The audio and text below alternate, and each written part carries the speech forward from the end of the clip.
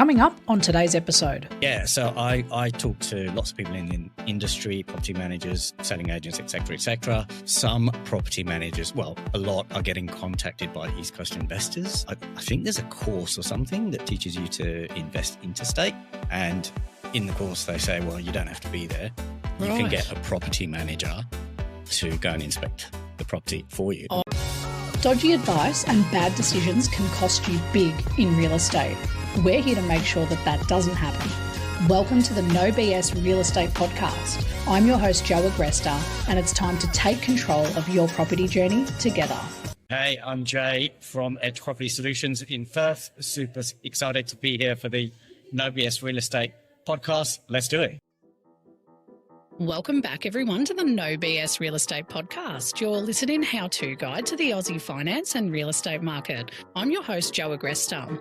Today's episode is for anyone on the East Coast staring at Perth listings thinking, wait, did I already miss the boat? Because joining me today, literally fresh off a flight from Perth, is Gami, founder of Edge Property Solutions, officially one of Perth's top 10 buyers agents, which I love when I found that article.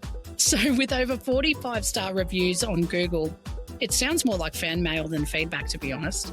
Jay's built his business helping everyone from first-home buyers, upsizers, to family investors and interstate buyers who need someone on the ground that they can actually trust. So I'm really excited to unpack on today's show exactly how Jay helps his buyers and clients, and we're going to talk about a little bit about the Perth markets. Without further ado, Jay, welcome to the show. Thank you, Joe. It's great to be here. I couldn't bring the weather with me, though. Why didn't you do us a solid? I could have done with a big bout of sunshine. Yeah, look, Melbourne weather was terrible, but it's awful today, isn't it? Oh no, you've actually come on the worst day. So last night, I'm on listening to the news and TikToks, and everyone's putting everything in the community chats going, strap down your belongings, 100K wins. And I'm like, oh crap, these poor podcast guests. And I'm thinking of you flying down going, oh God, please get here safe. Yeah, it was pretty bumpy, Eddie. I was going to say, how was the flight here? Yeah, pretty bumpy. Pretty rough. There's a couple of moments there I was holding onto the seat. Oh, geez. I don't fly well. I'm always obsessed with the weather. I'm like, I'm not booking a flight. So I'm very grateful that you braved the crap weather, that you didn't bring the good one with you. But look, I guess what I liked is when we first met, on our pre-podcast interview, I think we bonded over the fact that we're both advocates, but I think it's your general approach and passion towards being an advocate, and your Google reviews. When I was going through them, I'm like, okay, so yeah, I'm a fan. This is fan mail. Right, got to write in. It's really incredible, what you've built with Edge Property Solutions. So yeah, I'm really keen to get into it and unpack, obviously your journey, but also give our listeners some context into how we can look at the East Coast market, because I think it's very interesting what's playing out right now. Yeah, really, really looking forward to it. No, well, let's get into it. I think like all good stories, we've got to start at the beginning, right? So for anyone who hasn't, come across Edge Property Solutions yet, how did you get into buyers advocacy, and what pushed you to start your own thing? So it's a long story. I don't know how long we've got. We've got time. I'll give you the short story. So, look, growing up, I didn't have too much. We didn't have too much. Mum was a cleaner. Dad was a builder. Life was good, but the fridge wasn't always full. It wasn't full of real cool stuff like squeezy yogurts and cheese strings. But we weren't starving. And look, I'll never forget my first car. So when I first started driving, it was a 86 Nissan Sunny. I don't know if you got those. Oh yeah. Yeah. I'm English, so we had them over there, and the friends would jump in. It was the dodgiest cars. The stereo was held in with styrofoam, and we all laughed along, but really I always wanted more, right? And I wanted what you could see what other people had. So the turning point for me was my first job in real estate. So I actually had a job in late 90s, showing my age now, selling real estate. And when I got there, the penny really dropped for me. So I looked up what my family home was worth at that time, and it was £90,000. Yeah. Right? And I went home and I says to Dad, how much did you buy this house for? And he told me he bought it for 30 grand about 15 to 20 years prior. Right. So I'm sitting there and I'm going, okay, this property's tripled in value. And that's when I discovered the power of property. So, obviously it builds your wealth, but it's not just that. It's it gives family securities, stability, comfort, and, real pride in that place you call home. So today I know every property decision is more than just a transaction. It's about shaping, a family's future, a family's happiness, and a family's security and safety. Of course. So that's why I do what I do, and that's why I got into buyers advocacy. That's so interesting. Like, I love that you went home and said to your dad, "Tell me what you bought it for." Yeah, I'm going to unpack this. Yeah, because it's mind blowing when you're in your. I think I was maybe early 20s at that time, and to just think that how much you can grow your wealth through property is wild. And what I like is that, and not everyone starts. I think a lot of people assume when we say real estate, especially real estate agent, we think of the glitz, the glam, the cars and all of this stuff. And you don't often think, well, there's a humble beginning there, to be honest. Like when you get your first real estate job, like I was a real estate agent first as well before advocacy. I had a 1987 Mazda 323. It was pretty shit. And my boss quickly told me, like, I love that car. I was wrapped. But my boss quickly told me that's not going to fly in the industry. And I'm like, oh, shit. So I upgraded to a Toyota Corolla. And I was like, this will be all right, 2002 Corolla. Yeah. And then she said it still wasn't good enough. So a couple of years later, I did the Ford Falcon because I'm not buying anything, that doesn't speed. I didn't have money. I was just like, I put everything into a car loans. For me, it was that build up of that first pool of buyers and that cycle. It's rough. And when you don't grow up with everything kind of handed to you, and I'm not saying that that's the story for a lot of people, but it really makes you appreciate how people have wealth and how they create it. And it's like, surely you didn't just get fed a silver spoon. Like you've done something. It's a long journey for everyone, right? Yeah. A little bit off topic, but my first car, I used to park it around the corner when I was presenting homes. I didn't park it right outside. Yeah, I resonate with that. It's true. It's like, you just have to start making the money first and then saying, okay, how can I do better? So that's why I feel like your story is relatable in that sense, that for a lot of people listening, they're in this position today, or they've been in families or they have families that they're like, yep, like I was the same, So you don't really have an example of that wealth creation journey. Yeah. You're kind of just saying, okay, no, they've done the right thing. They've bought a property. They've given me a stable upbringing. How do I get more? And I think being self-made is a really admirable thing, to kind of unpack that journey. So, in terms of like who you're actually helping most these days, like who's the market that you mainly serve? Is it like your first home buyers, Perth locals, or is it interstate buyers that are chasing Perth property? So 60% of my clients are local to Perth. Nice. They're a mix of first home buyers, upsizers, haven't had any downsizers, but a real mix of folks, and they come to me for different reasons. So I get FIFO clients who just aren't on the ground. I get clients that are medicos, really busy, working long shifts. They come to me.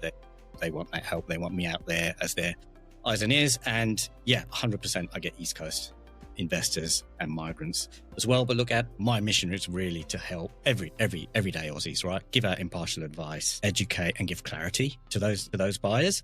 And no matter where you're from, I've got clients, as I said, 60% are local, but I've helped Kiwis that are migrating over. Nice. I've helped interstate families, so Victorians, Queenslanders, and I get a lot of inquiries from Poms as well. Of course, naturally. With my background.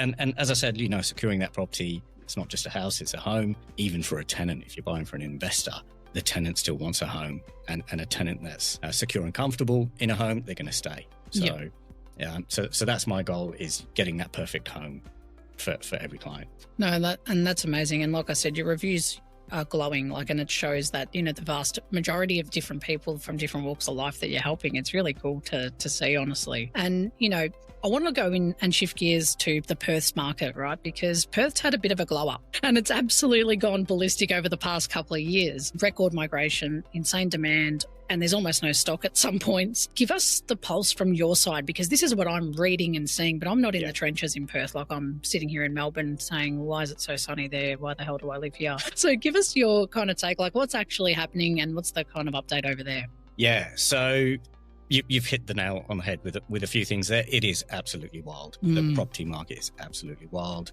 The supply-demand equation, like you said, just completely out of whack. So I'm looking at REWA, so the Real Estate Institute of WA.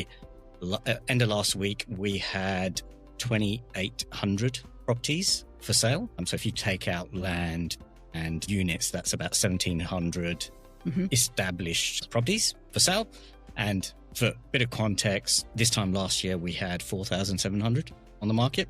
Stock has dropped significantly. The thing to know is a balanced market in Perth is about 12,000 properties for sale. Got it. So that's a huge difference. It's nuts. And we can't build fast enough. We personally built a house about 5 years ago. A double story took 14 months back then. We're doing another build, and a similar product is now over 22 months. And the build costs have gone through the roof. Yep. So the second build we're doing is about 35% more than the build contract we signed about 5 years ago. So yeah, when you compound all of that, that's what's creating this perfect storm. Yeah. And then also you touched on migration. So since March 23, we've had 120,000 new migrants come into UA. Wow, that's huge from a demand perspective. It's just wild. We can't keep up. So I think I read the latest statistic, we need to build 20,000 homes a year. Yeah. In WA, particularly Perth Metro. We're just nowhere near that. I think that's a really common theme in terms of the problems we're seeing in these markets across Australia. Like the government saying, yes, there is a affordable housing scheme in place and we are going to build, but it's like you can't build fast enough. Yeah, you can't build fast enough. We don't have enough trades. So the property we're building at the minute is actually next door because we subdivided a site. Oh, nice. And every morning I wake up and I'm like, is there a trade? Is there a trade on site? Is someone doing something? You're like, if I don't hear noise, I'm actually annoyed. Exactly. And it's just trades. You can't get trades. It's crazy. Thank you for giving us like a pulse check, because like Melbourne's obviously seeing a lot of growth at the moment and a lot more people trying to buy, but we've got the same issues in terms of supply, right? It's a common theme, but it doesn't mean that people can't get into the market. It's just getting crafty with maybe their requirements or where they want to buy. Would you say that's kind of accurate or not really? It's still a very big supply issue. It's just a massive supply issue. Yeah. Look, in Perth, the far north and far south of Perth, there are a lot of new estates coming up. But even then, the only way they can get a new home up fast enough is looking at different building methods. And in Perth, we're very fixated on double brick, so that is causing more issues. But homes can be built faster with different types of construction. Yeah, that's true too. Yeah, it's like the material is one thing and the cost of that material, the importing of that material. Yeah. Like we went through a build 3 years ago through COVID. God, don't even have a PTSD. It is definitely one of those things. So, and I love hearing that from someone who's actually on the ground over there, not just a news headline that says everything's shit. It's like stock's low. It's like, yeah, what else? But no, because you're actually out there, I appreciate the perspective because, getting that attention. And we need to kind of talk about what's driving that attention too. Mainly every second East Coast investor flying in with dollar signs in their eyes. Let's switch gears to that because you must be dealing with a tidal wave of, Sydney and Melbourne buyers thinking that they've cracked the code, right? Cheap houses, massive yields, what could go wrong? What are they getting right and what are they getting spectacularly wrong?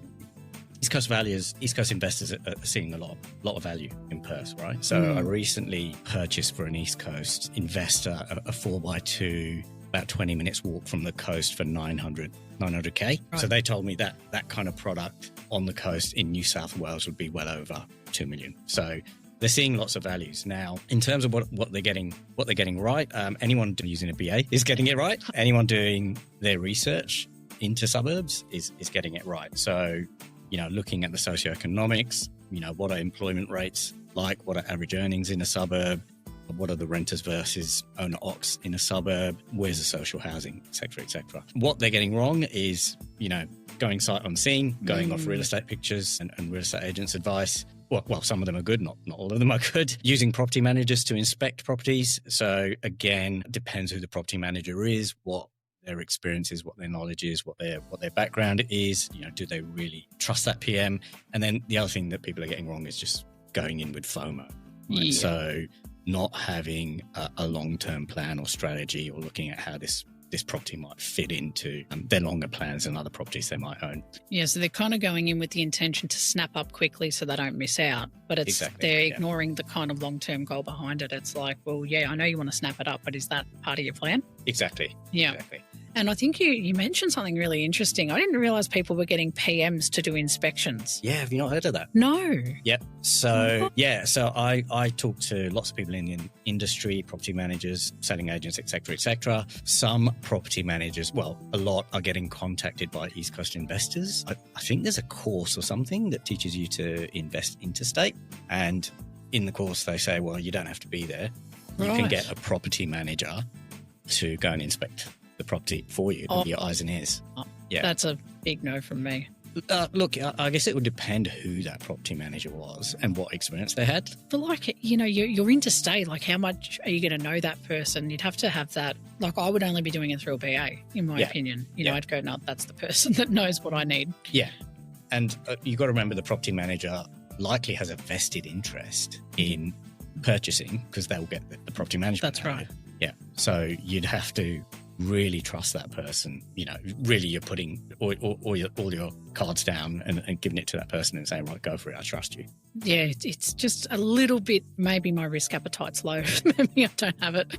But it's just, it's unbelievable to me, like, getting the PM to do it. So, you've opened up my eyes to another way of people inspecting property, I guess. And, the other one that you mentioned there too is the sight unseen. That is a huge thing that's happening at the moment. Like even in our industry, there's some BAs who say, I'll buy and negotiate a property interstate for you, but they actually won't organise the inspection. So they'll do sight unseen. Okay. And it's becoming like this topic in Melbourne that everyone's talking about, the risk attached with sight unseen. Can you unpack a little bit of that for us too? Like, is that something that you also advise clients absolutely not to do, or how do you approach it? Yeah, so look, I never buy anything that I haven't seen or a trusted source that hasn't seen, right? Yeah.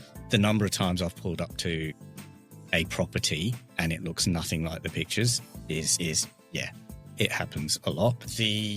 We've got all this flashy media now. We've got videos, we've got socials, AI. You can take a picture and chuck it into ChatGPT and totally ramp it up, make it look fresher, make the walls look better, sky looks bluer. So buying sight unseen is a big risk, in my opinion. Yeah, you've got to remember that the selling agents they're trying to sell the property, right? So, if there is a house next door that has 6 Rottweilers and 4 beat-up cars in the driveway, you're not going to see that in the pictures, right? No. You know what? I'll tell you about a business I know of. There's a business I came across not too long ago. I don't know them personally. I was just, researching, and I saw that there's a business that what they do is you can pay a premium, right? I think it's like $15,000 when you're ready to sell your house. And what they do is they go out and clean up all your neighbours' houses from the street.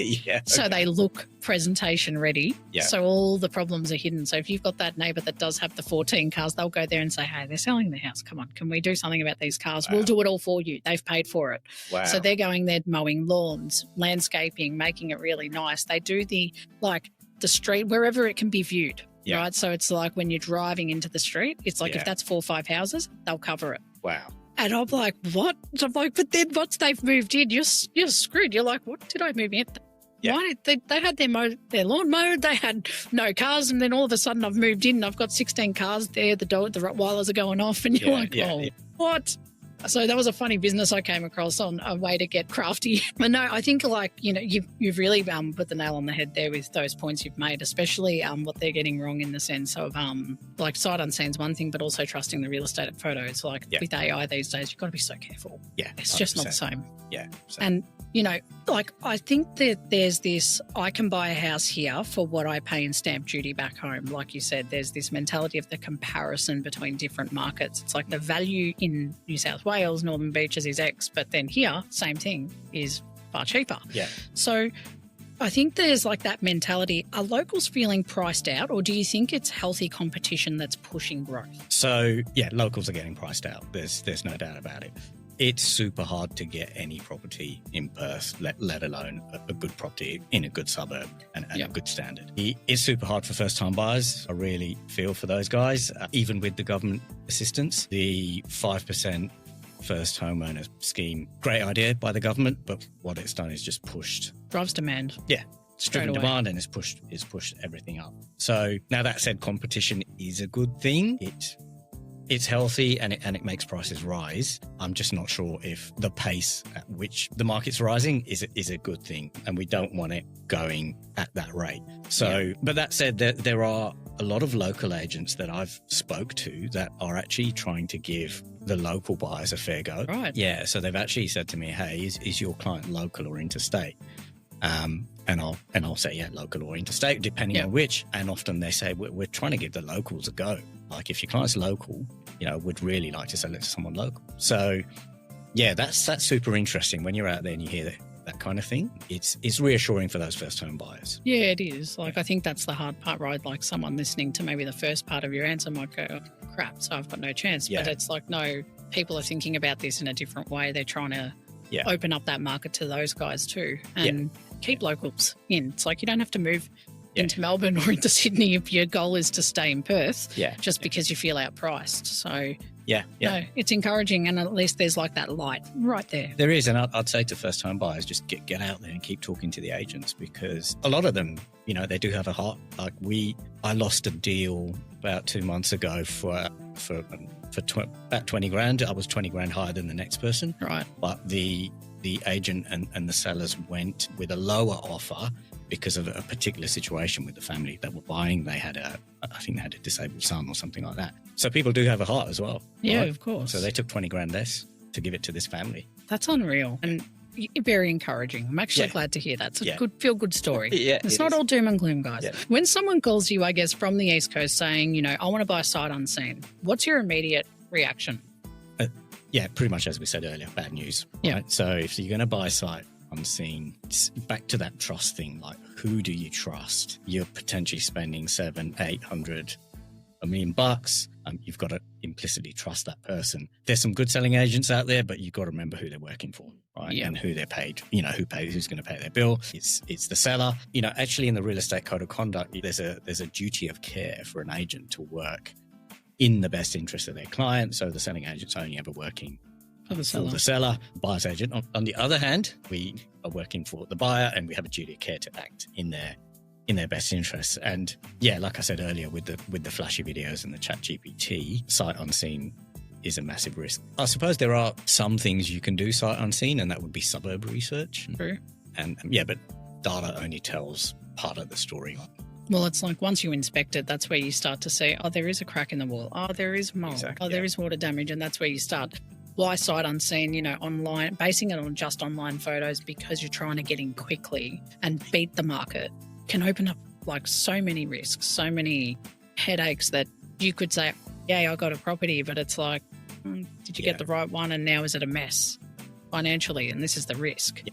So, which brings us to the heart of it. Like, people are trying to buy from, thousands of kilometres away. Let's talk about why having someone like you actually on the ground as an advocate matters. Because I think, and I promise we'll keep this little rant short, right? Because I've banged on about this so many times. But for someone listening who's about to upsize or maybe downsize or invest, and they're thinking about working with you, why does working with a local buyer's advocate make such a difference versus maybe them hiring someone in Melbourne because they're potentially here, or on the East Coast they hire someone over there, but they haven't got their boots on the ground? So what's the kind of why does working with someone like yourself make such a big difference? Look, boots on the ground, like you said, is super important. You can't beat it. That local suburb knowledge and understanding those local markets and those local relationships as well are something that you just can't beat. So, example is there's a suburb called Nollamara, east of Perth. Some pockets of that suburb are really nice, and there's some pockets that are horrible. Yeah. Right. So when you're on the ground, you've got that knowledge. You drive down the streets and you see where all the shopping trolleys are, and then you see streets where the lawns are really nice, and there's good housing. And when you're on the ground and you physically inspect those properties, you're going to see things, as we said, we don't see in those pictures. So for that same suburb, I walked into a house probably about 3 months ago, and was hundreds of buyers, and we're all going through this house. And I walked through the bathroom, and there's a bit of like water dripping down the wall, and I said, it's a bathroom, it'll be condensation. But I spotted that, and I continue to go around the house, and then I see one of the bedrooms, it's like there's some water damage, water running down the walls. So I'm going, that's a bit strange. So anyway, continue through the house, and in the garage, so the property's empty, there's a bunch of clothes errors, and there's loads of towels hanging out to dry in the garage. And I'm going, there's a problem.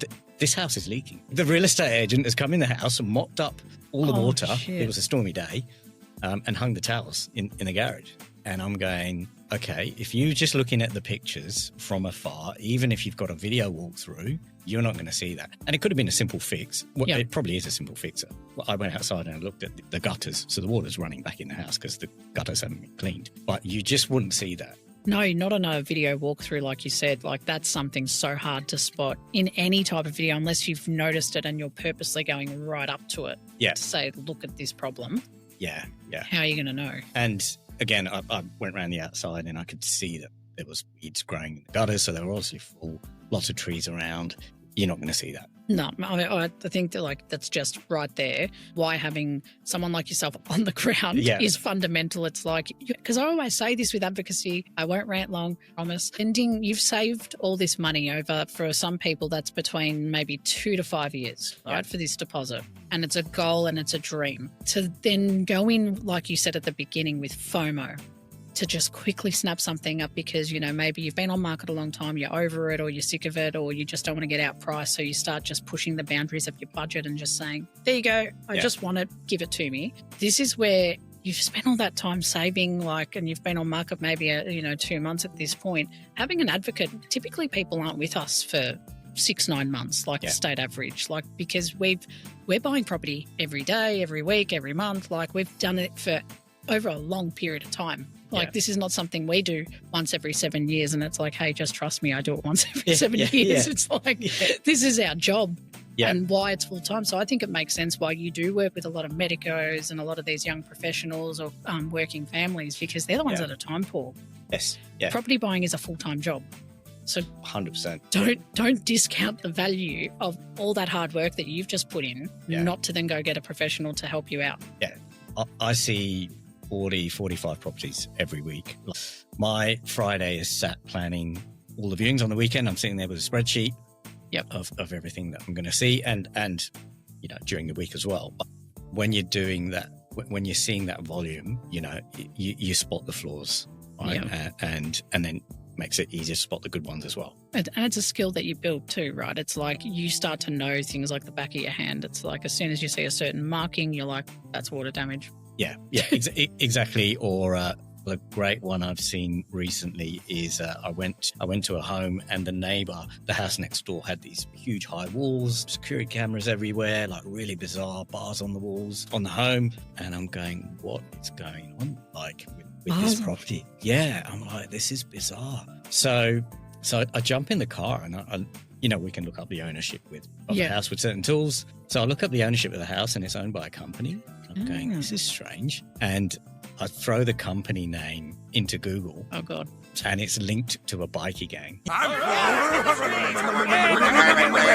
Yeah. So I'm like to my client, hey, great house, but just telling you about this next door. You might not want to be next to this house. They could be the nicest people on the planet. If you don't know, you've just bought a house next door to I think, and then I was talking to somebody else and he said, yeah, that's actually their clubhouse. Jesus.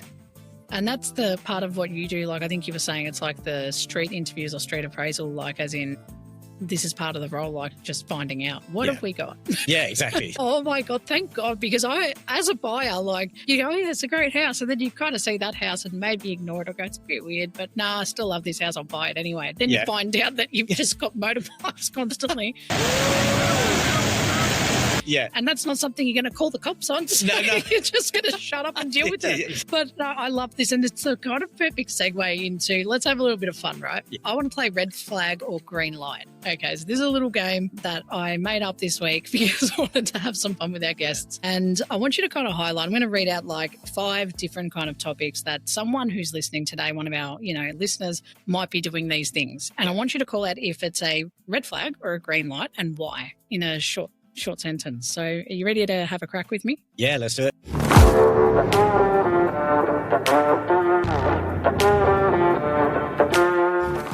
All right, let's get into it. First one, red flag or green light, buying sight unseen in Perth? Red, 100%. As we said earlier, photography, AI. The list goes on. Yeah, list goes on. Nice. And number 2, investing near the new train lines? Green. So everyone needs and loves transport. Car ownership is going through the roof. Transport for school, uni, work, airport, concerts, whatever. Transport's great. Love it. And it's a good one too. You're right. It's like that transport connection or that, public transport link into cities, into different areas. Yeah. You can't discount that. No. Especially with traffic. Trust me, I live 15 minutes away from a train station. Shit house. Well, the public transport in Perth is pretty shit. Coming from London. You've got tubes. Your sister, when I went, was the best. Yep. The best. I've never had so much fun taking public transport. Yeah. Then I got back to Melbourne and I gave up. Yeah. Got back in my car. Yeah. The next one is buying below replacement cost. So green, if you can do it, that's really hard because replacement cost now, as we said earlier, build costs are going through the roof. Has to keep up. Hard measure. But green if you can do it, like I said. Listening to Facebook suburb gurus. Yeah, interesting one. So can I say amber or does it have to be red or green? You could be amber. I'd go amber. You got to check out the Facebook guru, right? Check out their credentials. Where do they live? And what do they do? Have they bought in those suburbs? Do they know those suburbs? Data tells you some of the story, not the full picture. So it depends on the guru. I came across a TikTok guru yesterday on a live. It was very interesting. Yeah. Like a gym bro kind of guy. Okay. Anyway, he was giving financial advice. He's like, I'm 26 and financially free, financially wealthy and I'm mortgage free. Wow. Ask me anything. And I'm like, oh, interesting. I'll just poke around and sit on this live and see what he has to say. And someone then started asking, do you have a financial services license? So he's Australian. And he goes, oh, no, I don't need to have that. If you look up on Google life coach, like I'm a life coach that specializes in financial well-being. And I'm like, interesting loophole. Why are you giving out financial advice? And this guy has 11,000 followers. And I'm like, this is such a red flag because I can see so many desperate people in this chat going, so how do you do this? And I'm like, go to a broker. We're talking to the gym bro. Okay. This guy's not going to teach you much. Yeah, he was pretty ruthless in his comments. He's like, no, he goes, you can be wealthy. It's just a mindset, which I do agree with that. And he goes, but he's like, no, I don't need to have licensing for this. Like, I'm not telling you, I'm not writing loans. And I'm like, just scam everywhere. Yep. So this is the thing when I wanted to throw this one in here because these gurus pop up everywhere and it's so hard to check their credentials on, is this person licensed to do this or are they masking behind some sort of title? Yeah. Wow. Yeah. Scary. It's very scary. So I would agree. Red flag. Sometimes I'm going to say red for that reason, but amber, I would agree with you on. Yeah. Because there's some of them that are really credible, as in that are putting out content that are advocates. And it's like, well, they are who they say they are. You've done your research. Now you can follow them and trust kind of their guidance, but you've got to vet them. Yeah. This last one here is, I like this one. Innovating mid-boom. I'm going to say amber because if it's something that you've done many, many times, you can profit from it. The danger is overcapitalizing, which is so easy to do. Like you can walk into a tile shop and there's a $30 a square meter tile. Those ones are always at the back of the shop. You walk past the $200 a square meter tiles before you get to the $30 ones. And it's so easy to blow your budget. Well, it's like anything, right? It's like when you go to shop, when you go shopping for clothes, it's like, I'm just going for this. And then you start looking at that. And then you start walking out. And then you're at the checkout going, shit. I'm worried. Yeah. Then you scan it and you feel embarrassed to put anything back. So you buy it. So you just buy it. So you buy it all and you walk out and you go, shit. Yeah. And it's that overcapitalizing though that does like kill a lot of deals. It's like the emotion and the passion in the moment. It's like, oh no, it can just set you up for a lot of heartache down the track. Yeah, 100%. We did a lot of rent vesting in our past, so we owned property, but we rented recently. It was probably about 8 or 9 years ago. We rented a home, an old home on a hill, fantastic views of the city, like premium home that had been fully renovated. Like the previous owners had spent over $500,000 on it, put this massive balcony in the back, stunning house. We found out from the neighbours that they had actually had a relationship breakdown while they were doing that reno. And they'd sold the house at a loss after putting shit ton of money into it. Yeah, that's why I say kind of amber. You really need to know what you're doing. You need to know where the market's going and keep a lid on what you're spending. Like these guys, they made a stunning house, but it wasn't worth what they spent. No. Oh, gosh. No, really well answered. Thank you for playing that little game with me. And now, Reddit always has some feelings about Perth now.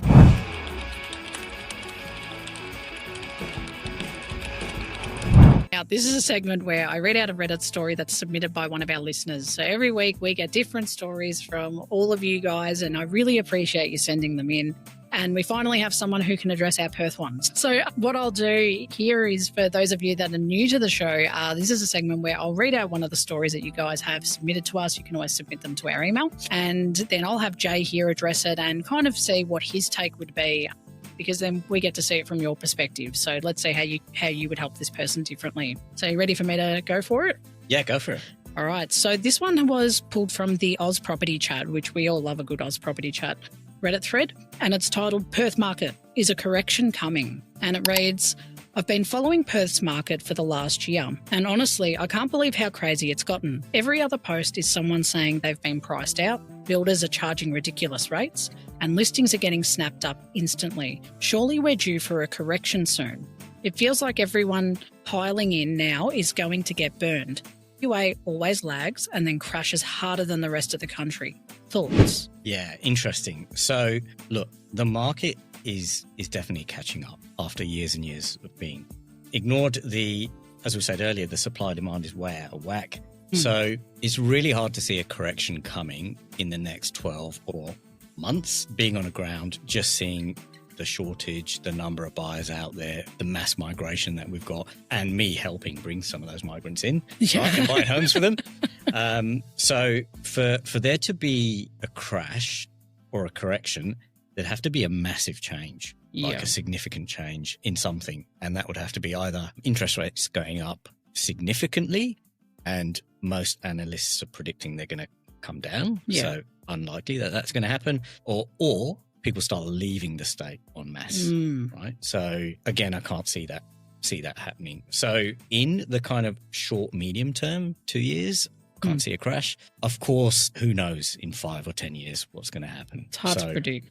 Yeah, so we can't predict that far out. But in the short term, I can't see a crash happening at all. No, so you don't think a correction's coming in that sense? Not in the short term. No, I like that. Thank you for answering that, because I think I like to bring these stories in. Some of our listeners really love it because they just want to know what's going on, but they are too scared to kind of reach out and ask directly. So this kind of gives them, and I hope it helps you guys kind of picture it. So it's putting it in context from a professional that's actually seeing the market, rather than, just randomly Googling it saying, is this going to happen? And seeing what happens. Yeah. So thank you for answering that. Jay, I can't believe how fast this time's flown. Like, I'm looking at the time going, surely not. We're coming to the end of our episode. Thank you so much for sharing your insights and coming on the show today. It's been a really fantastic, insight into what's going on, but also how you help your clients. If there's anyone tuning in today that's thinking, okay, I think I need to talk to Joe, I think I need a buyer's agent, I'm not sure, I think I want to buy in Perth, what's a final thought or final advice that you've got to our listeners who are thinking of investing in Perth at the moment? So if you're thinking of investing in Perth, make sure it fits in with your long-term plan and know what you're looking for. So are you chasing yield? Are you chasing growth? Ideally, you want a long-term time frame. I don't like jumping in and out of markets. You can do really well, but there's risk associated with that. So really have a strategy, right? Have a strategy, know what you want, know how long you want to be in the market, and knowing what you're trying to achieve. And until you've done that, you shouldn't be looking at property anywhere, really.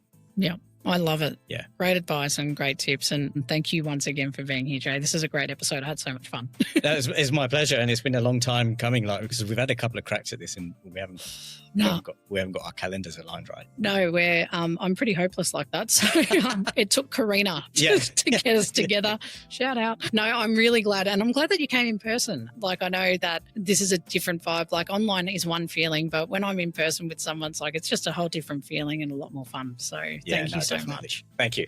Of course. So what did we learn today, guys?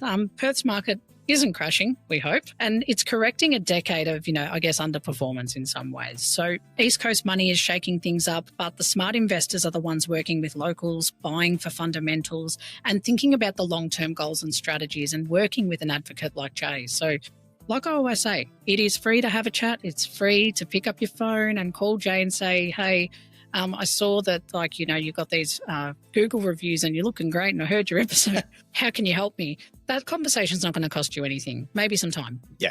And you never know where it could lead. You might walk away and go, okay, that was a really good tip. Or you might walk away going, crap, why didn't I talk to Jay 6 months ago? I've been on market for 9 months. So, don't hesitate. Just give him a ring. He's easy to talk to and a lot of fun, and he'll, I'm sure, set you up on the right path on your next property purchase. So thank you again, Jay. And if you want to connect with Jay, all his details are in the show notes below. So if anything comes up, please give him a call. And until next time, I'm Jo Agresta, and this has been the No BS Real Estate Podcast. We'll catch you next time. That's a wrap for this episode of the No BS Real Estate Podcast, powered by Abodi AI. If you found this conversation helpful, don't forget to subscribe, leave a review, and share this episode with someone who might need it. If you're looking for more guidance on your home buying journey, you can visit www.abodi.com.au for expert advice, property insights, and the tools you need to find the right home with confidence. If you're already on your journey, you can also download our app. Just search Abodi AI on the App Store or Google Play. Have any questions or want to connect, you can follow us on Instagram at abodi.com.au or send us a message. We'd love to hear from you.